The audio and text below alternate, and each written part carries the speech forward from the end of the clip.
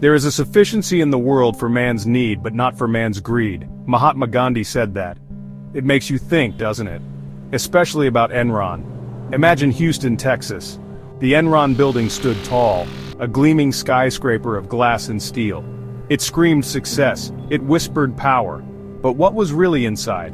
What secrets were held within those polished walls? We decided to look closer. Enron. The name once meant innovation. It meant the future of energy. It was a darling of Wall Street. Seventh largest company in America, they said. Its logo, that tilted E, was everywhere. People believed in Enron. They invested their hopes, their dreams, their money. It seemed so solid, so unbreakable, like a fortress built on a mountain of profits. Enron wasn't always a Wall Street superstar. It started out much simpler. It was formed in 1985, from a merger of two pipeline companies, Houston Natural Gas and InterNorth. Just pipes in the ground carrying natural gas. Solid, dependable, maybe a little boring. But Ken Lay, the chairman, had bigger ideas, much bigger. He saw a new world opening up. That new world was deregulation. The government was loosening its grip on energy markets. Suddenly, energy could be traded, like stocks or bonds. Enron jumped in. Head first, they transformed themselves. From a pipeline company to an energy trading powerhouse. They called themselves an energy bank. They bought and sold electricity, natural gas.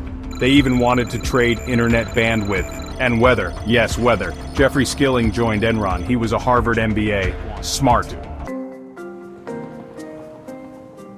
The profits, they just kept rolling in. Smoothly, consistently. Every quarter, Enron seemed to hit its earnings targets, or even beat them. Wall Street analysts loved it. Predictable profits are a beautiful thing, if you're an investor. But some people started to wonder, how did they do it? How was Enron always so perfect, especially in volatile energy markets? One of the secrets was something called mark-to-market accounting. It sounds technical, maybe boring, but it's important. It allowed Enron to book potential future profits from long-term deals, immediately, even if the actual cash wouldn't arrive for years, or maybe never. It was like counting all your potential future salary for the next decade, and calling it income today. It made the company look incredibly profitable, right now. This accounting method gave Enron a lot of flexibility, maybe too much. If a deal looked like it might lose money later, they could, in theory, adjust their assumptions, their models, and make the loss disappear, or turn it into a profit. On paper at least. It was all about projections, about how you saw the future. And Enron always saw a very rosy future, but there was more. Two names became central to this story of illusion: Jeffrey Skilling, the CEO, and Andrew Fastow, the CFO, Chief Financial Officer. Skilling was the visionary, the hard-driving leader. He pushed for aggressive strategies. He fostered a competitive, results-obsessed culture. He believed Enron was changing the world, and that Enron's stock price should reflect that. Always upwards. Andrew Fastow. He was the financial wizard, the architect of Enron's complex financial structures. He created hundreds of off-balance sheet entities, special purpose entities, or SPEs. They had names like LJM, Raptor, Chuco. Sounds like a strange zoo, doesn't it? These entities were used to move debt off Enron's books, to hide losses, to make Enron appear far more financially stable than it truly was. Billions of dollars in debt vanished magically. How did it work? It's complicated, deliberately so, some might say. Enron would sell assets to these SPEs or use them to hedge risky investments.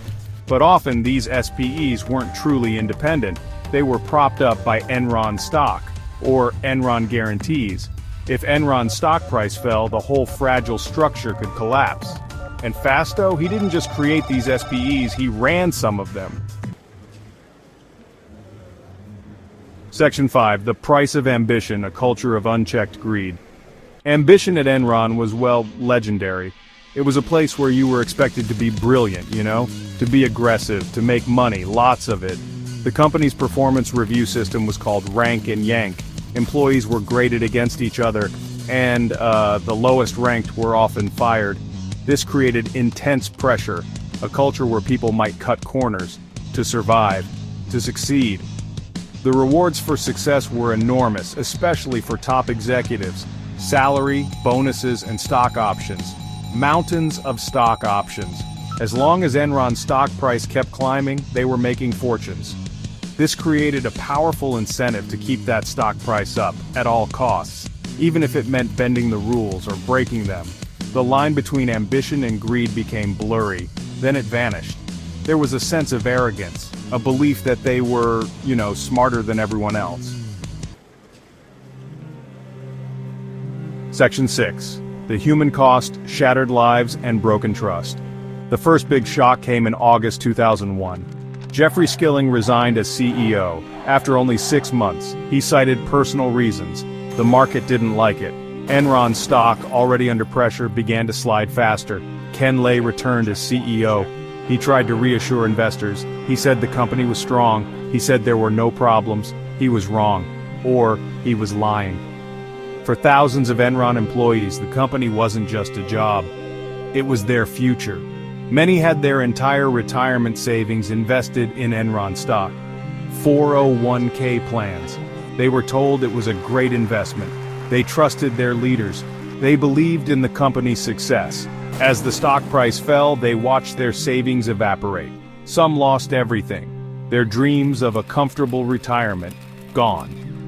When Enron finally collapsed into bankruptcy in December 2001, it was a disaster. 20,000 people lost their jobs. Just like that.